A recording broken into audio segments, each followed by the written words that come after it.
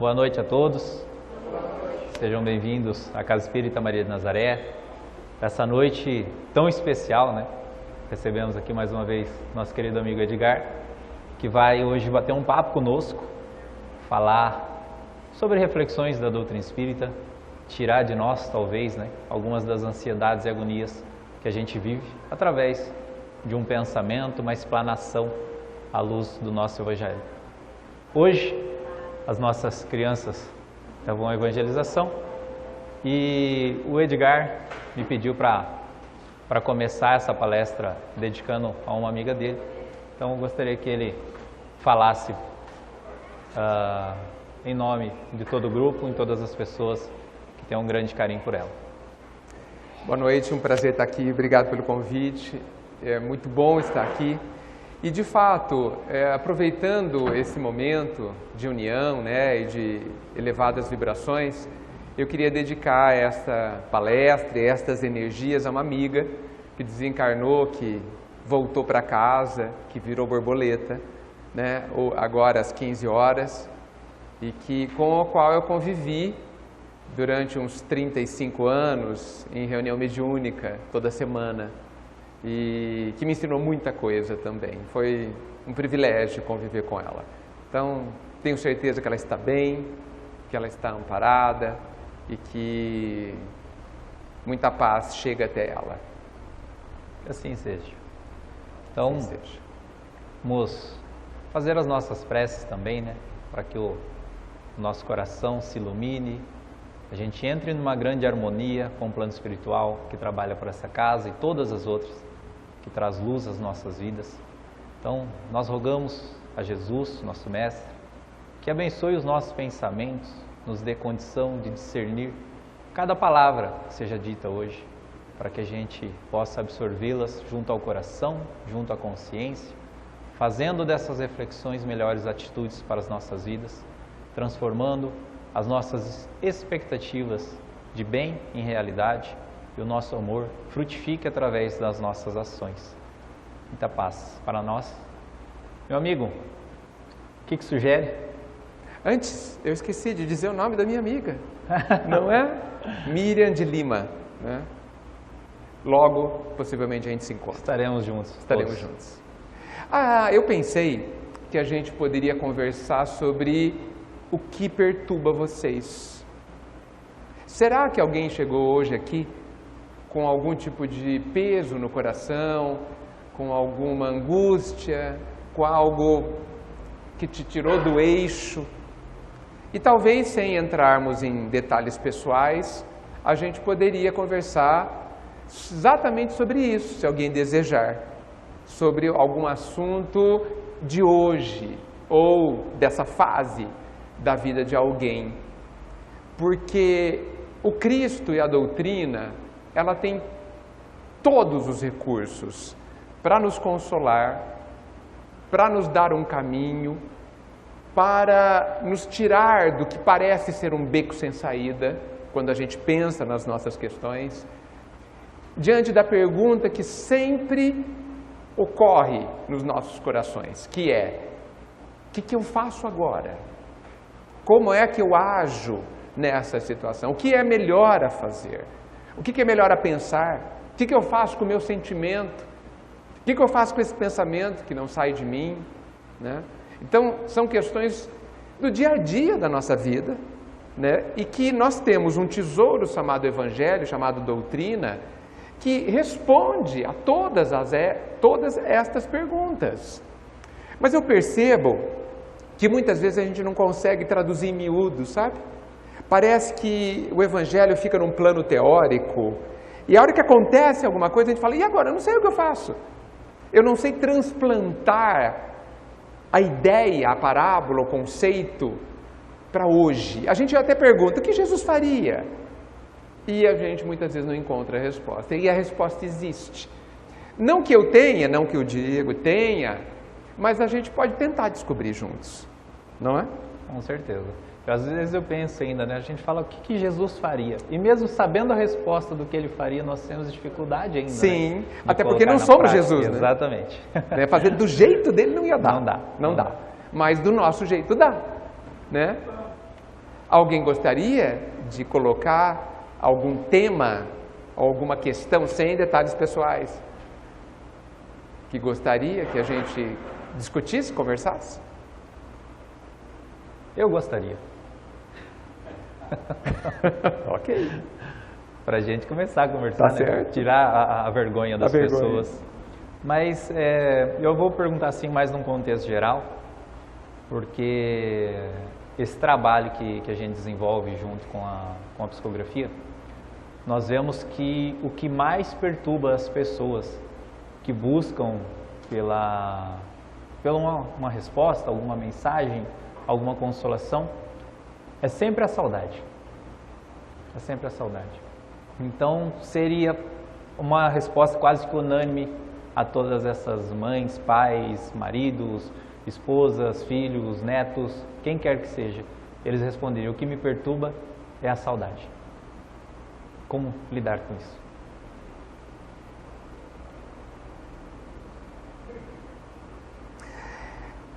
É possível que eu já tenha dito aqui, mas você sabe que, mesmo eu dizendo, eu acho que eu preciso ainda descobrir alguma coisa sobre isso que eu digo, que me parece um caminho, sabe, Diego? Um dia me contaram que existem dois tipos de saudade: a saudade que machuca e a saudade que cura. E me contaram que a saudade que machuca é que nem a tempestade que arranca a árvore, que destrói casas, que levanta o solo, sabe? Que é destrutiva, portanto. Essa não é boa. E tem a saudade, que é como a chuva mansa, que cai de leve no terreno seco e que fertiliza. E que traz vida, porque vai brotar um monte de coisa ali. Essa saudade é boa. Pensando sobre isso, eu tenho a impressão, e eu acredito fortemente nesse conceito que eu vou dizer, de que boa parte da nossa vida encarnada é também para que a gente eduque o nosso sentimento. Eu sempre coloco que existe o nosso pensamento, a nossa razão, a nossa forma de pensar, e existe o que a gente sente. E o que a gente sente fala do que está no mais profundo do nosso íntimo. Eu tenho a impressão que o nosso sentimento é que nem um carteiro que vem nos contar: olha, tem raiva lá no fundo, por exemplo. Tem uma saudade lá no fundo. Só que esses nomes, a gente que deu, né? E eu não sei se esses nomes estão corretos, sabe? E eu não sei que carga a gente colocou no nome. Por exemplo, dizem que é péssimo sentir raiva. E a gente reprime a nossa raiva. Mas reprimir a raiva é não ouvir o que a raiva está dizendo. De mim, para mim, do meu íntimo, do meu profundo, de quem sou eu, para mim, que estou aqui fora, vivendo esse mundo. Então, quando a gente reprime eu estou reprimindo uma carta, uma mensagem de mim para mim. E eu perco a oportunidade de me conhecer. E está lá na questão 919 que a gente precisa se conhecer. Esse é o caminho, como Sócrates já disse, inclusive, antes de Cristo. Então, eu não sei se saudade é saudade, do jeito que a gente pensa que é. Alguns dizem que é apenas uma dor. E a saudade destrutiva certamente especialmente é. Talvez a saudade mansa seja uma espécie de dor, porque representa uma falta. Mas por que ela existe dentro de mim?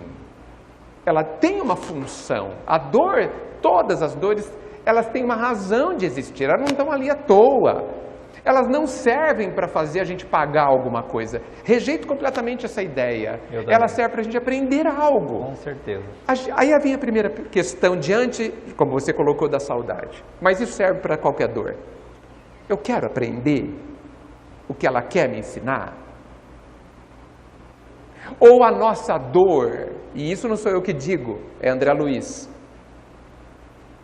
Ou Emmanuel, não me lembro. A dor é só o orgulho ferido. Porque existem dores que é só o orgulho ferido.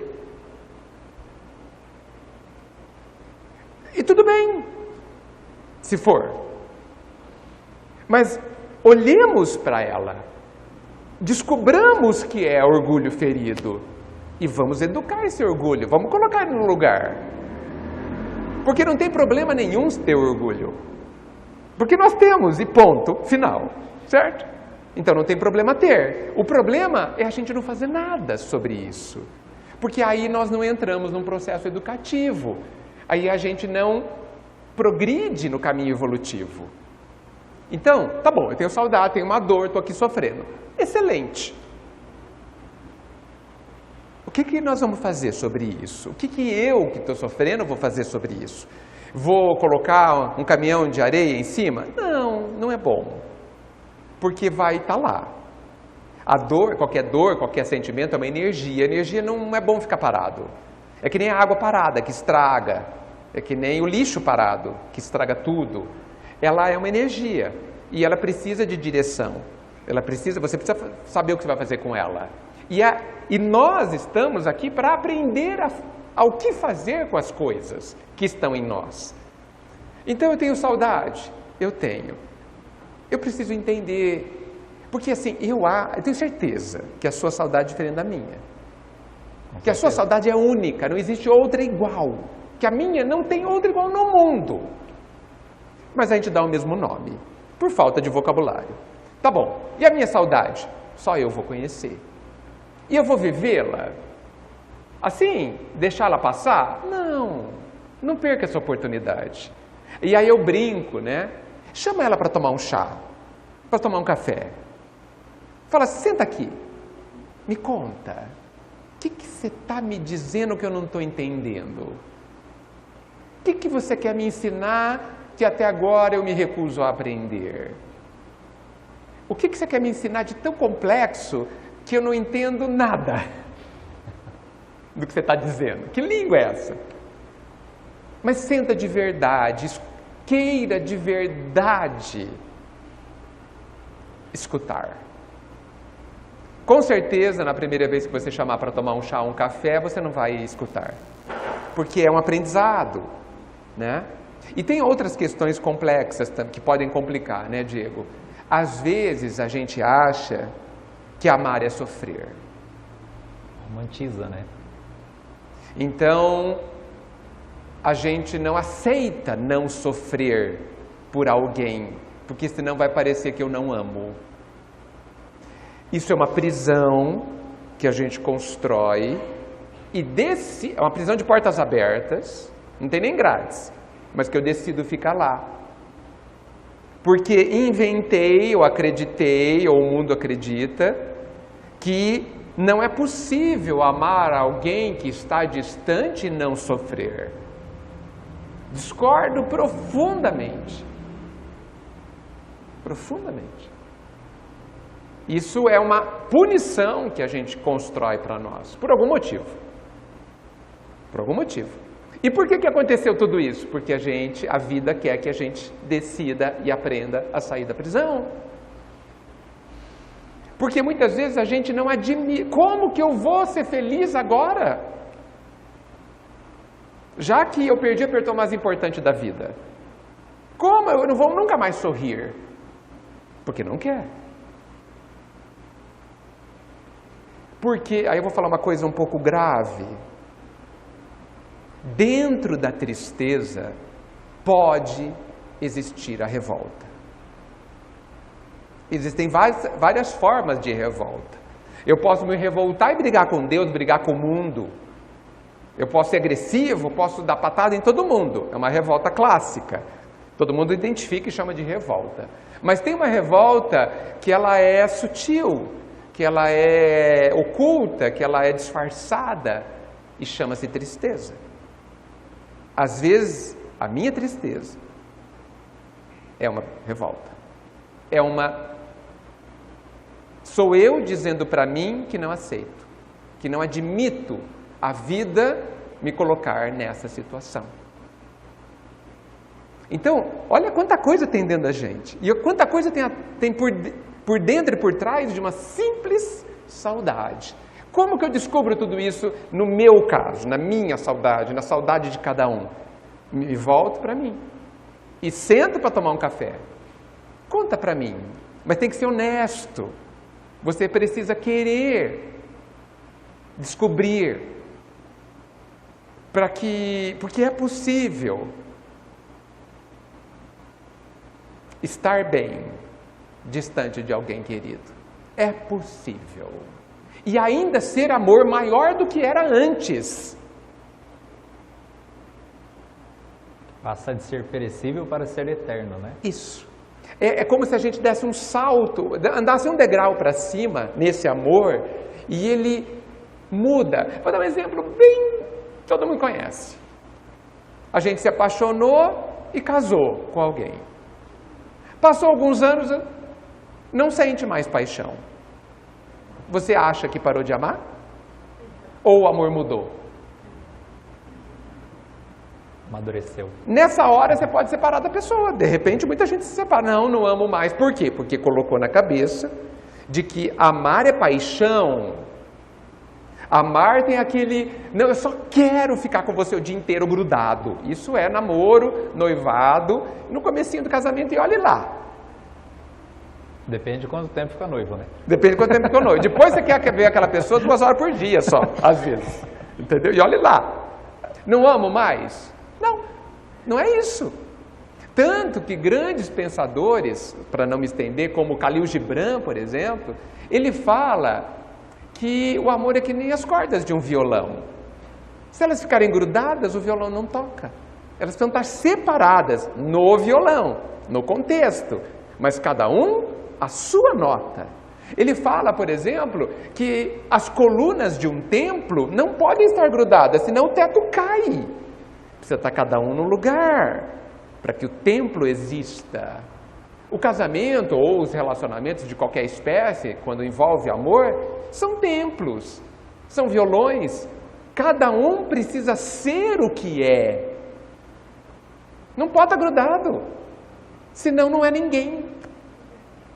Então, nós estamos aprendendo a amar as pessoas.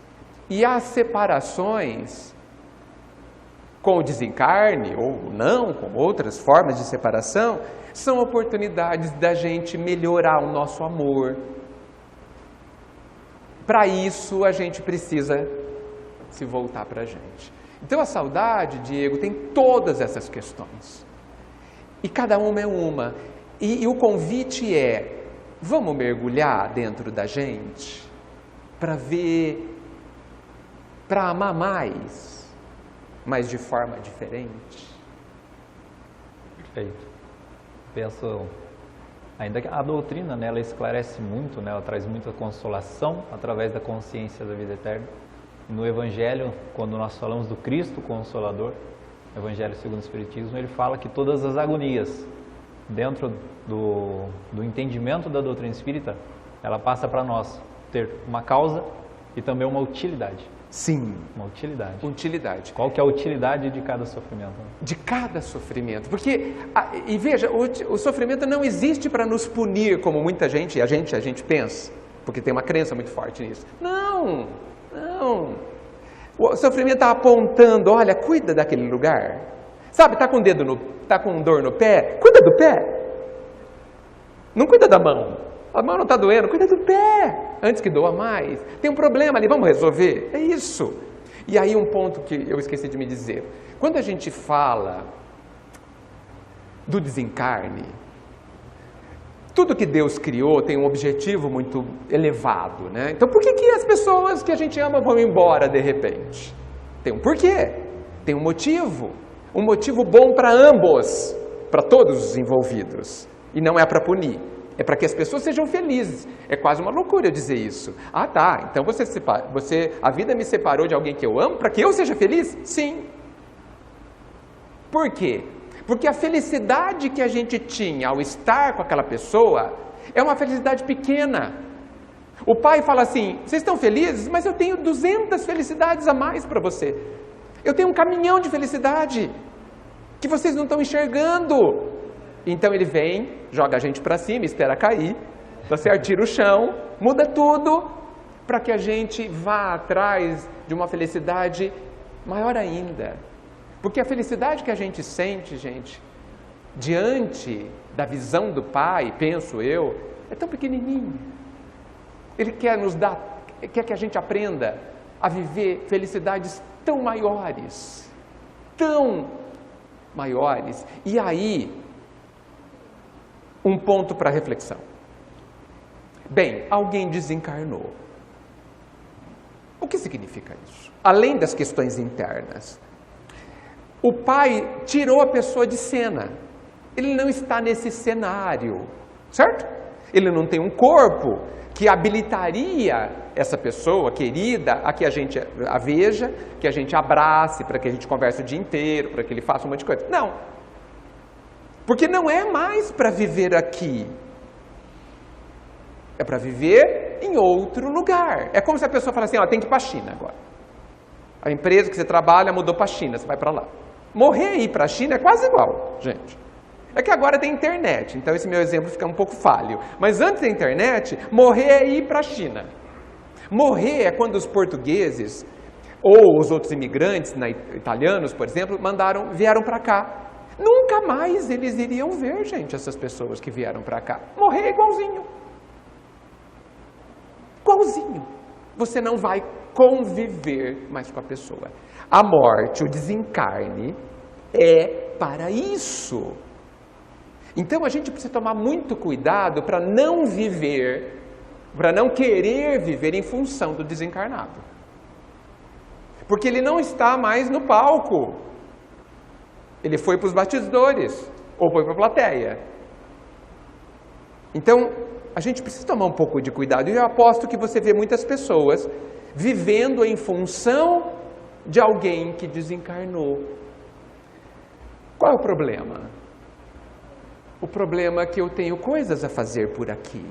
Eu, que estou aqui. Eu tenho uma função a desenvolver.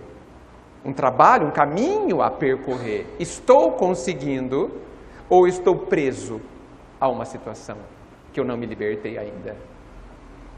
Esse é um ponto que merece pensar. Perfeito. Alguém gostaria? Eu gostaria de fazer uma pergunta. Que te incomoda, Tony?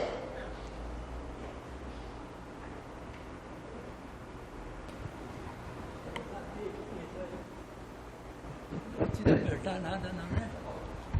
Boa noite a todos, muita paz, muito amor para todos vocês, para todas as pessoas que se encontram aqui na Casa Espírita. Eu vejo, cientificamente falando, eu vejo, por exemplo, que no ano passado o calor foi muito forte, né? E eles falam que nesse ano o calor vai ser maior ainda, certo? Tudo bem. A gente vê catástrofe, a gente vê terremoto, a gente vê assim na Índia, no Afeganistão, né? Está sempre aquele terremoto, vulcão, né? E a gente vê a guerra. Não estamos em 2024, está tendo guerra. No outro mundo tem guerra. Já pensou? Então, a gente fica imaginando, né?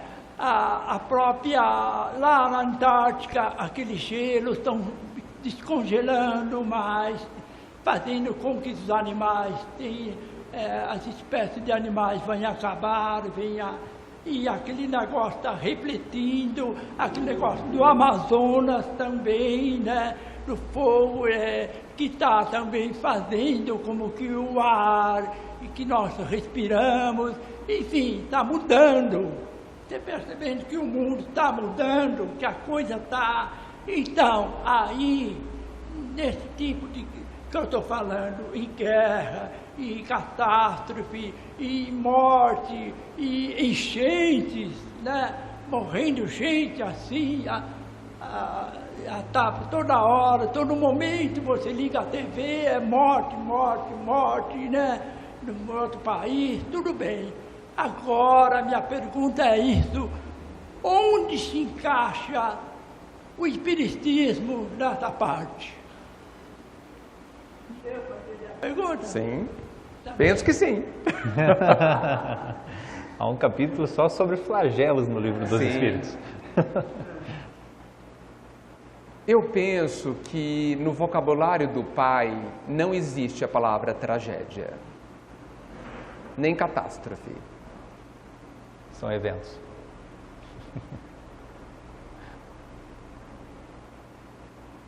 Nós que inventamos isso. A gente, nas suas palavras, e na palavra de todo mundo, como a gente acha a morte terrível, né? Morreram 200, e daí? Qual é o problema? Qual o problema de verdade? Pensa na vida eterna, gente. Porque se a gente continuar achando que a gente é apenas um ser encarnado, então as tragédias existem. Então tudo é muito grave. De tudo que você diz, tudo é gravíssimo e a gente deveria estar bastante preocupado. Mas se a gente é uma pessoa imortal, indestrutível, super-homem e super-mulher, qual é o problema?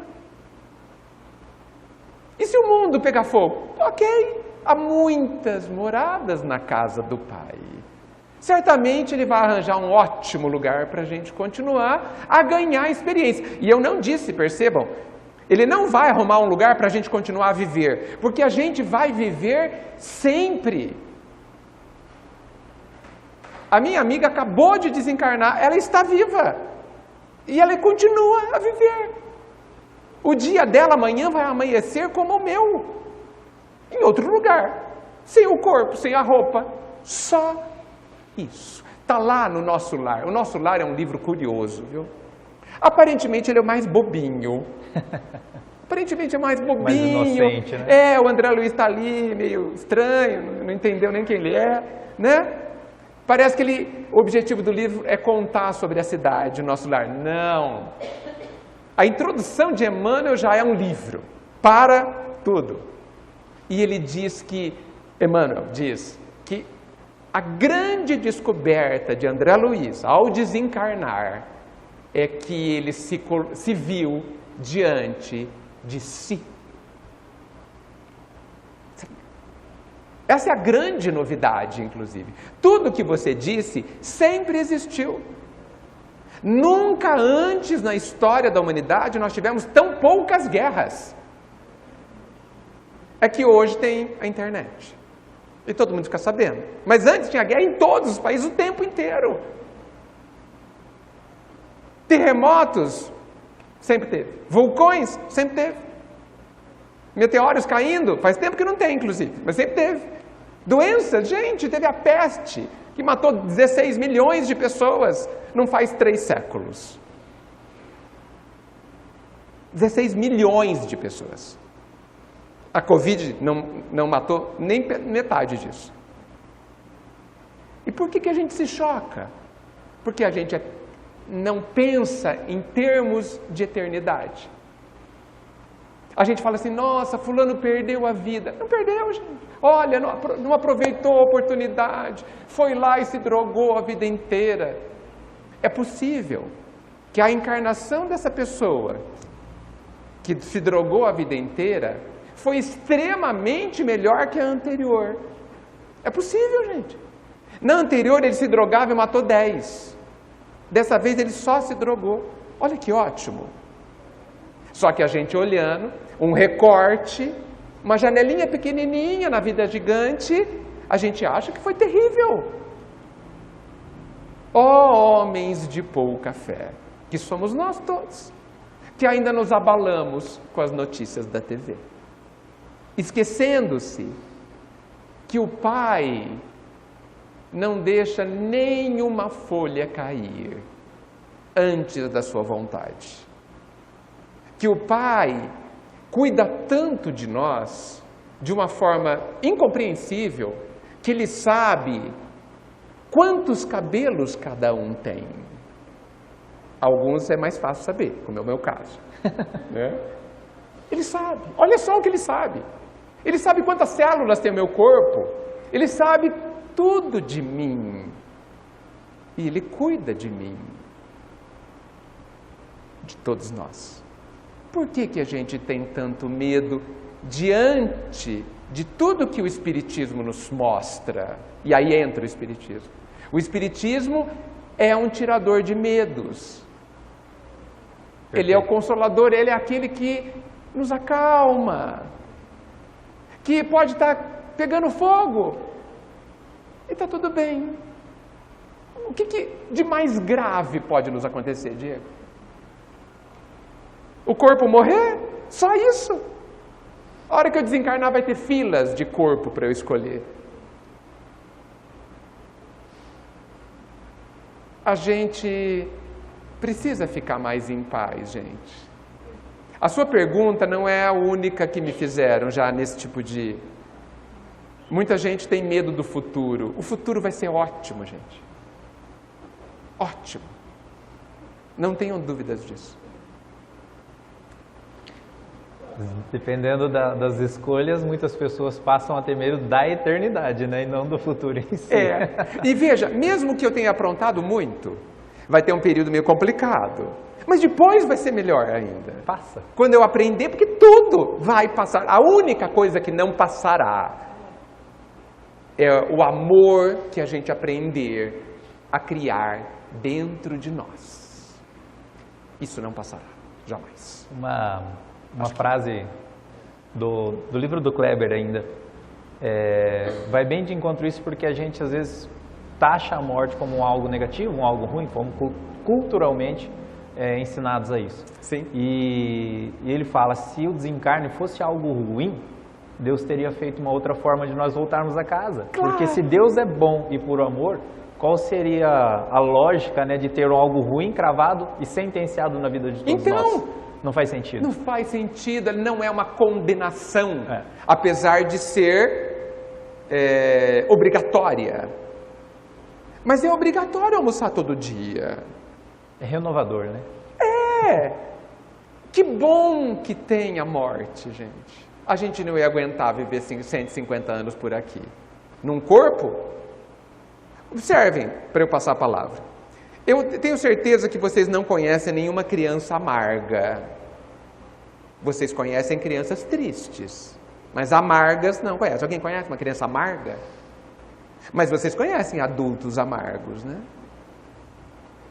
Porque conforme a gente vai não sabendo lidar com as situações que a gente vive, a gente vai acumulando amargura. Fica uma camada de amargura e ela só cresce, infelizmente.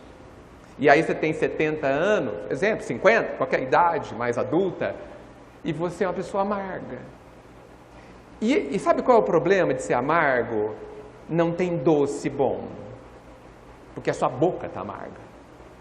Não há nada que aconteça que seja fantástico de bom, porque mesmo uma coisa super boa vai ser diminuída pelo amargor com que você sente tudo.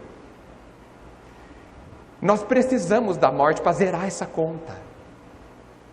Na verdade, nós estamos de renascer. Morrer e renascer. Porque a gente renasce que a gente... A reencarnação. A reencarnação é a bênção suprema desse processo.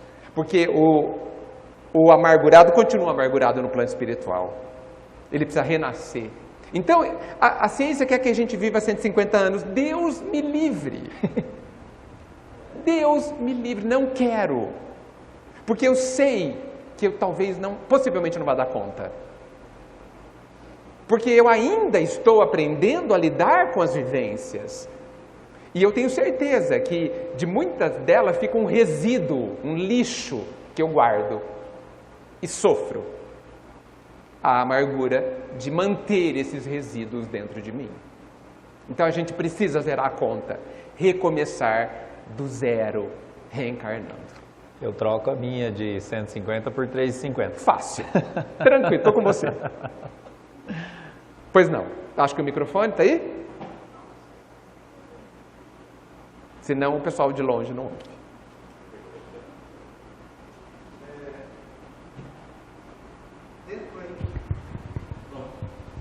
Pode falar. Dentro ainda do princípio que o Tony nos colocou, acreditando que nós reencarnamos para que a gente tenha um aprendizado, uma melhora na vida. Só que nos é dado o livre-arbítrio. Nós caminhamos conforme nós queremos. Eu acho que, fazendo um complemento, muito dessas catástrofes que estão acontecendo, foi o próprio homem que criou. Nesse livre-arbítrio, talvez ele ainda não estivesse preparado para o aprendizado que está vindo. Como você disse, sempre houve guerra, sempre houve catástrofe, sempre houve.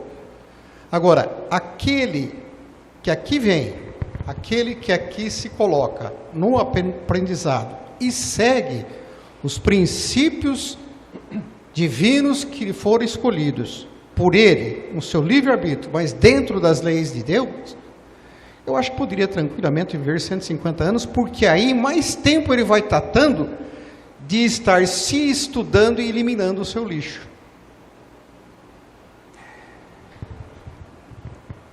Não sei se eu penso... eu não penso de uma forma que você colocou, mas evidentemente respeito, que alguém não esteja preparado para viver o que vive. Me parece que o professor, a vida, o pai, cometeria uma injustiça de me dar uma lição onde certamente eu vou errar. Exatamente. Eu apelo para a questão 909 do Livro dos Espíritos, que é, para mim, a resposta mais terrível do livro inteiro.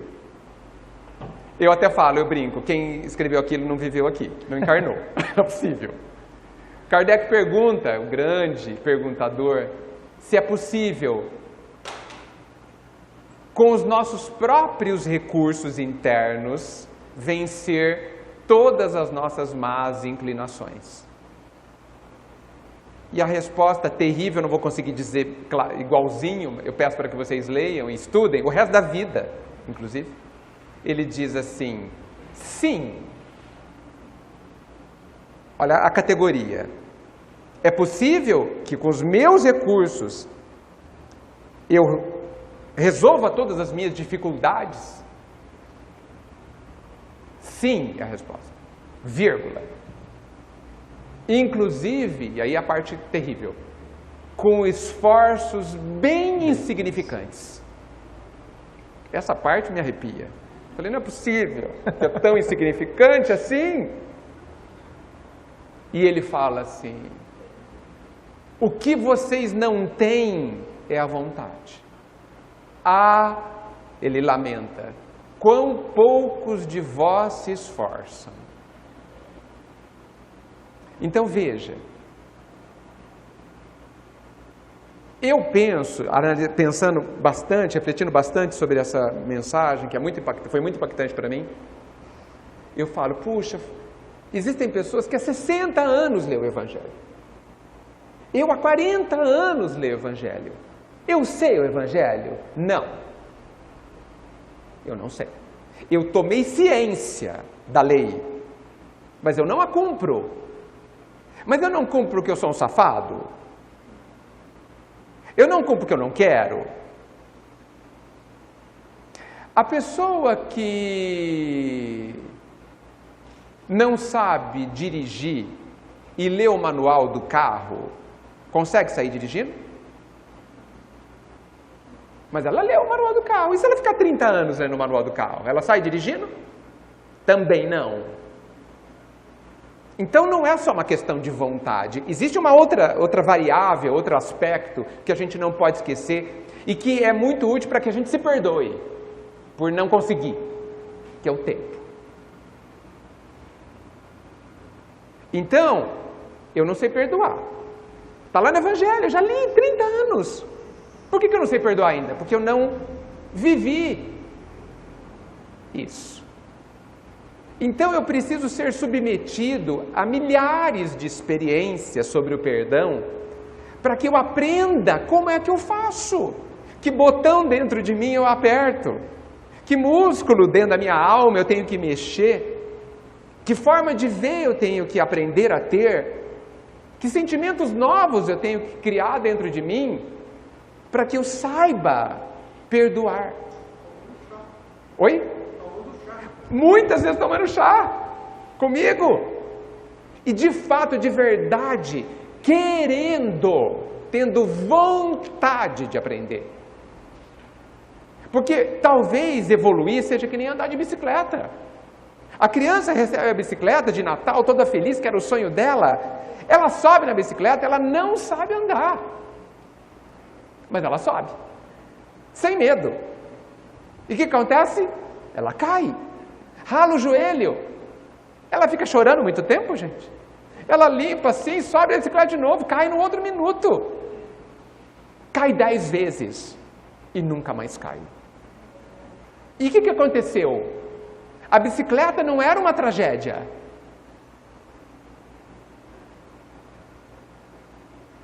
Era alguma coisa que lhe trazia alegria. Puxa, eu quero aprender, eu preciso, porque vai ser delicioso sentir o vento no rosto, descendo a ladeira. Ah, mas vai ralar o joelho muitas vezes. Vai quebrar a perna, vai. E está tudo bem. Mas por que não é um problema, nem uma tragédia? Porque ela queria. Querer é o segredo. E eu sou completamente contra a ideia de que mudar é difícil. Completamente contra, Diego. Mudar é facílimo. Querer é difícil. Porque quando você quer... mudei. Eu tenho um tio, 90 anos. Bebeu a vida inteira. Nunca ficou bêbado. Mas bebia uma pinguinha o dia inteiro. A minha tia levava ele no médico e falava para o médico, fala para ele que o fígado dele está péssimo. Aí o médico falava, não consigo. Está ótimo. Melhor que o meu, que não bebo. Eu não sei, ele falava assim, não sei o que você faz, mas continua fazendo. Continua bebendo que você está ótimo. Aí eu cheguei na casa dele, um pouquinho antes de ele fazer 90 anos. Ele riu, eu falei, tio, cadê seu copo? Parei de beber. Falei, tio, que aconteceu alguma coisa? Não deu vontade. E riu. Espantado com ele mesmo. Fui tomar um negócio, achei ruim. Desse jeito, 90 anos. Parei de beber, espero que eu não morra. E por que ele parou? Porque ele deu vontade, gente. Passou talvez 60 anos bebendo. Parou. A gente pode? Gente, André Luiz no Evolução em Dois Mundos, só para encerrar, disse que nós somos co-criadores. Que enquanto o Pai cria eternamente, a gente cria transitoriamente. Essa casa, por exemplo, foi criação de várias pessoas. Ela vai durar para sempre? Não. Esse mundo, que foi criação do próprio Cristo, que não é o Pai, vai passar também. Tá? Isso significa que nós temos muito poder.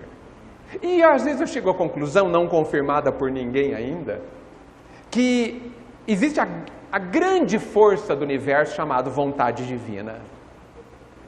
E eu acho que a segunda grande força do universo seja a vontade humana. A nossa vontade. Porque nós somos filhos da vontade maior. E viver e evoluir talvez seja aprender a usar essa vontade. Vós sois deuses. Sim. Farão o que eu faço e muito mais. Brilha a sua luz. Então, talvez viver seja aprender a fazer essas escolhas com o nosso livre-arbítrio. Por isso que o livre-arbítrio é tão necessário. Por isso que errar é necessário. Quando você erra, não querendo errar, e você utiliza o erro, cair de bicicleta, para aprender a andar de bicicleta. Entendendo que o que a gente chama de dificuldades é apenas um desafio, uma oportunidade de aprender a ser feliz. Você falando sobre isso hoje, uma curiosidade, a gente estava mexendo na editora, né, começando uma produção de livros lá, E a Odila está trabalhando com a gente e ela está começando, nunca fez isso, montou alguns livros errados, hoje estava todo culposa, né? Aí saiu de lá hoje e falou, nossa, espero que seja o último erro, que pare com isso, não sei o que. Eu peguei e falei para ela, falei, hoje foi a primeira vez que você aprendeu a não fazer. E descobriu outras coisas, até de si mesmo, né? É exatamente isso. Nós vivemos a ditadura do acerto. Exatamente. A ditadura é uma prisão, né? A ditadura é uma ordem, é uma opressão que te obriga a acertar. Colocaram na nossa cabeça, e a gente concordou e criou uma prisão dentro de nós, de que é proibido errar. Tem um evangelho que não pode errar, gente? Eu não vi. Eu vi sim Jesus dizendo a cada um que errou, prossiga, vai, continua, não pare, sobe na bicicleta de novo e tenta, se esforce, use a sua vontade para errar cada vez menos, até não errar mais. Não existe proibição ao erro, porque ele nos ensina. Queremos aprender com o erro? Essa é a questão que cada um vai ter que responder. Maravilha. A gente tem que se dar o direito de errar, né? Sim, Agora a gente não pode ser voluntário a errar. Não. Uma pessoa muito querida, há mais de 20 anos atrás, mudou a minha vida quando ele disse assim, errar não é o problema. Quando você não quer errar. Quando você quer acertar. É como se a gente tivesse autorização de errar, mas não quer errar. Erre querendo acertar, e com o tempo você acertará. Mais alguém? A última. Eu fico aqui a noite inteira. Eu posso ficar mais também. Ô Edgar, no dia a dia da gente, a gente convive todos os dias com pessoas difíceis, pessoas que pensam diferente da gente e muitas vezes a gente até se ilude. Você disse pessoas difíceis? Sim, você disse? Tá, que okay. pensam diferente. Ok. E às vezes, muitas vezes a gente se ilude, né? Que as pessoas vão mudar para agradar a gente. E tem momento que a gente tem a ciência de que a pessoa não vai mudar. Quem tem que mudar é nosso modo de ver, de pensar. Mas muitas das vezes é difícil você aceitar aquilo, né? Como eu disse para você, todo dia a gente convive com as indiferenças das pessoas. E como que faz para poder mesmo você sabendo a receita que você tem que aceitar o outro do jeito que é uma receitinha, é que nem um remedinho. Tem uns que tem a cura, tem uns que não tem, que persiste ali. O que a gente deve fazer, o modo de pensar assim? Porque às vezes, muitas vezes a atitude ficava ferindo você. E... Você... Dentro da sua pergunta já tem todas as respostas. É que nem você falou. Todas as respostas. Olha como a gente sabe. Gente,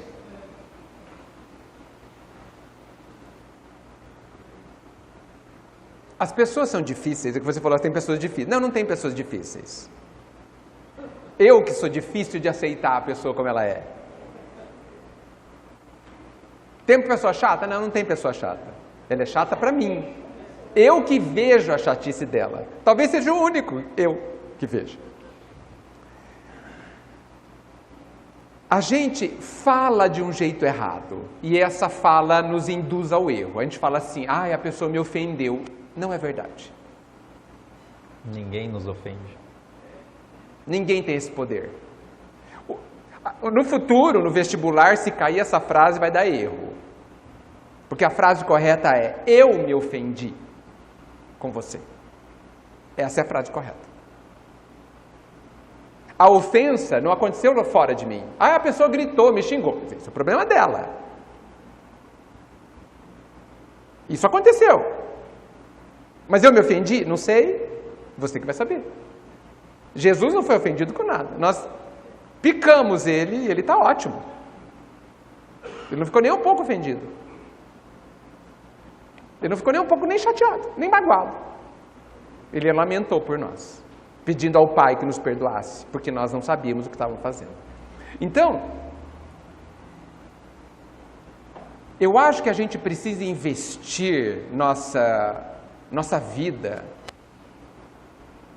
em olhar para o outro e dar o direito do outro ser como ele quer ser.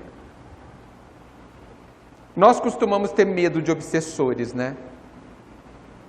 Eu acho que eles têm medo de nós. Sinceramente. Se eles pudessem, eles saíam correndo. Eles não sabem o perigo que eles vivem em nos obsediar. Porque o lugar de maior concentração de obsessão é dentro de casa, entre os encarnados. O que o obsessor quer? Como que a gente define um obsessor? É um espírito que quer que a gente faça o que ele quer. Vocês conhecem alguém assim?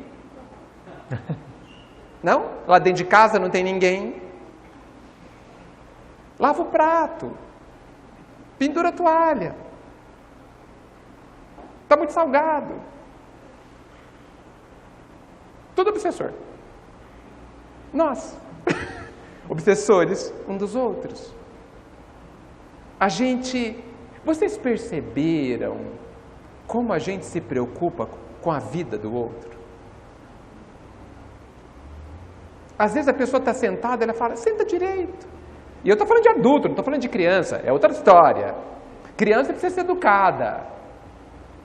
Precisa aprender um monte de coisa, não estou falando delas, estou falando dos adultos. Que a gente quer que formata do jeito que a gente quer. Quer que a gente quer que eles comam na hora que a gente quer, que eles vistam o que a gente quer, que eles falem do jeito que a gente quer, que eles sintam do jeito que a gente quer.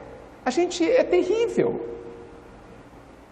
Isso eu acho, existe, ocorre, porque a gente não olhou para a pessoa direito. E se preocupou, me desculpe o que eu vou falar, tá? E se preocupou de verdade com a pessoa. E eu proponho um exercício.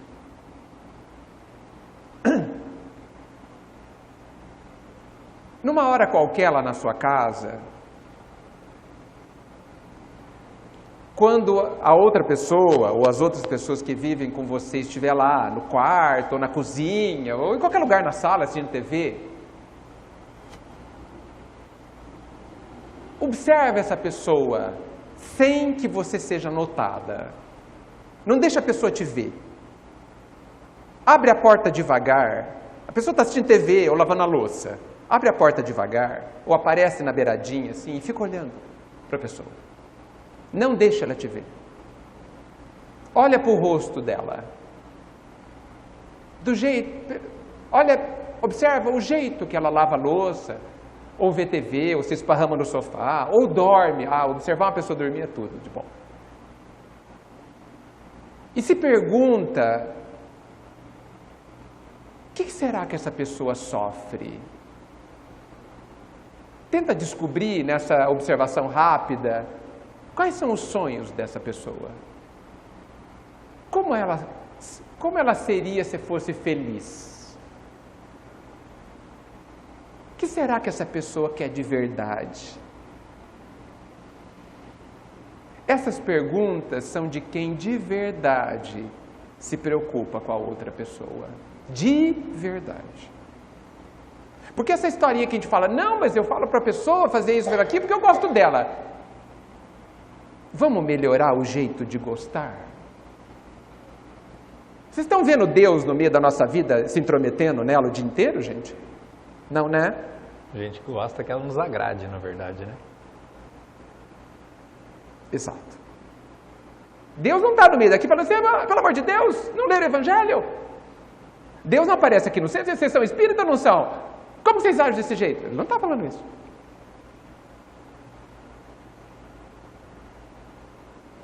Ele não nos obriga a absolutamente nada. Ah, mas isso então a pessoa, se ela estiver caindo no buraco, você não vai avisar? Eu não disse isso. Eu não disse isso. Mas eu acho que a gente está num extremo de querendo controlar o outro, desrespeitando o outro. Olha como a espiritualidade age. Os espíritos amigos, eles nos ajudam, nos influenciam até a hora que a gente fala, eu quero fazer isso. Ok. Tudo bem. Você pode. Você tem direito. A lei permite. Vai lá e faz. Porque você pode plantar. Não se esqueça que a colheita é obrigatória. Ponto. Vamos. E ficam ali. Eles não vão embora. Eles não nos largam. Eles ficam ali. Para a hora que a gente gritar e pedir socorro, eles vão lá e nos ajudam.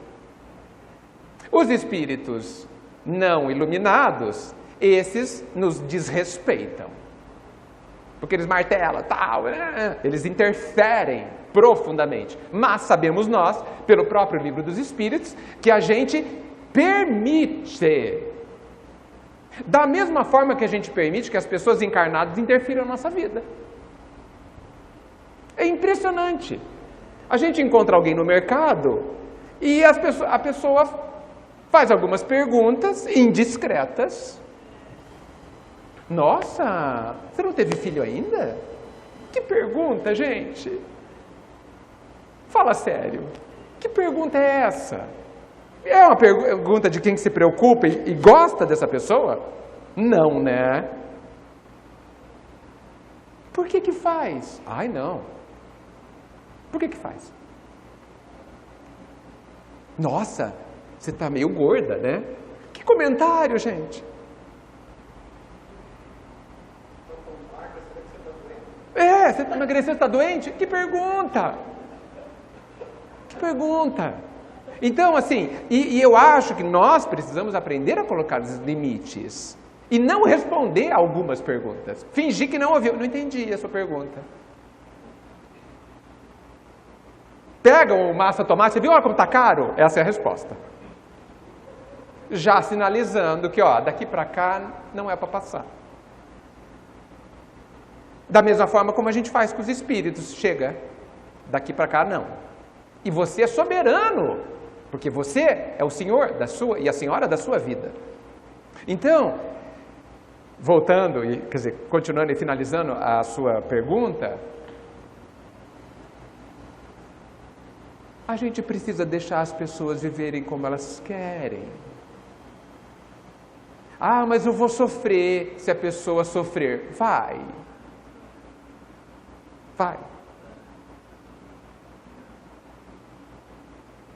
E por que você vai sofrer? Para aprender a não sofrer.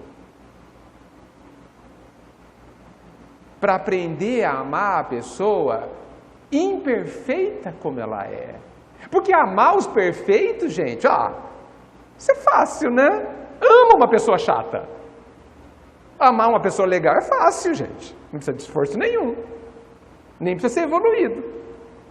Ama uma pessoa trabalhosa. Uma pessoa que te exige. É isso.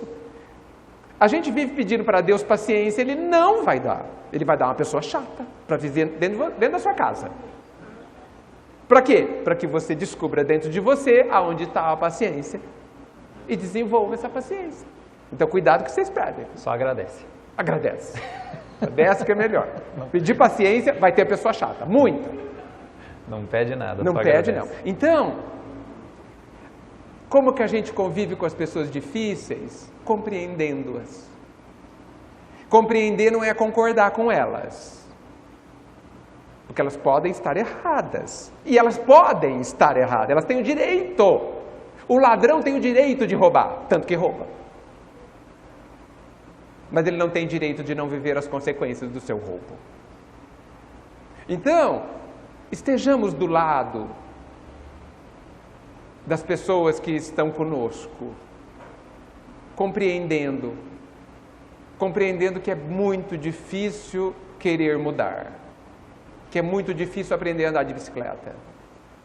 Mas quando ela cair e descobrir que errou, você vai estar ali para ajudar ela a passar remédio no curativo, sem dizer, eu te disse, ok? Eu te disse, sem dizer, porque aí a caridade foi pro brejo. Chico, Emmanuel, na verdade, através de Chico, ele fala que não importa com o mal que as pessoas praticam contra ele, desde que esse mal não seja feito por ele mesmo. Né? Isso. O terrível é quando eu faço o mal. Quando alguém faz o mal para mim, eu estou no meio de um exercício. O exercício de compreender e de aprender a amar. Maravilha. Agradecemos, então, pela sua presença. Puxa, aprendi espero muito. que volte, né? Claro que sim. A gente sim. consegue pegar você só em janeiro, pelo que eu entendi. Janeiro é fácil. Mas vai dar certo de vir no Dia das Cartas também. Sempre bem-vindo na nossa casa. Sempre forças. Sempre um prazer imenso ter aqui por essas reflexões tão maravilhosas. Então agradeço ao Edgar. Gostaria de pedir que fizesse a prece para nós, para que todo mundo saia daqui com o coração ainda mais preenchido de a sensação de um grande abraço. Eu queria agradecer a vocês por terem compartilhado as suas angústias. Saibam que são as angústias de todos nós, as dificuldades de todos nós. E que não é porque eu disse algumas palavras bonitinhas que eu sei. Porque só sabe quem faz. Falar é bem fácil, né? Bem fácil. Então vamos agradecer ao nosso amado Pai por absolutamente tudo, especialmente pelos exercícios que nos abrem oportunidade para a gente aprender a ser feliz. Nos ajude mesmo assim, Senhor, para que a gente comece a se preocupar com aquilo que é de fato importante, olhando para mim mesmo, interessado em curar-me, interessado em aprender, interessado de verdade em fazer que a dor pare, porque eu a compreendo. Porque tudo há de ser obra minha, com o teu auxílio, com o teu amor, com a tua presença na nossa vida. Obrigado, Mestre, por estarmos aqui. Essa oportunidade que o Senhor permitiu, que a gente pudesse aprender um com o outro, trocar, se relacionar, para que a gente nunca se esqueça que é junto do outro que a felicidade se dará em nós, em cada um de nós. Nós queremos, Mestre, levar no coração a tua bênção. E nós temos a tua bênção. Nos ajude a abrir o coração de tal forma que ela encontre um lugar para estar dentro de nós e ir conosco. Que assim seja.